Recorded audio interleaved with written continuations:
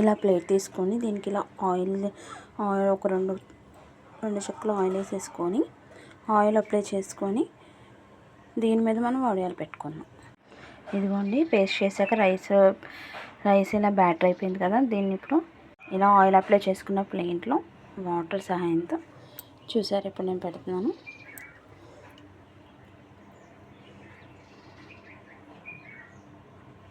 ఇలా చిన్న చిన్నగా పెట్టుకోవాలి.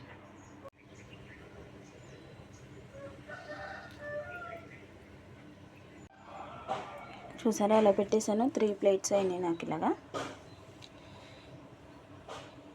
ఇవన్నీ మంచిగా ఎండలో ఒక 4-5 డేస్ ఎండబెడితే తర్వాత దాన్ని మనం ఎయిర్ టైట్ కంటైనర్లో స్టోర్ చేసుకోవచ్చు. చాలా బాగుంటాయండి, చాలా క్రంచీగా గుల్లగా ఉంటాయి. అది కూడా నెక్స్ట్ వీడియోలో చూపిస్తాను మీకు. చూసారా 4 రోజుల తర్వాత ఇలా ఎండిపోయిన వడియాలు ఇలా అవుతాయండి. ఇప్పుడు మనం వేయించుకొని చూద్దాం.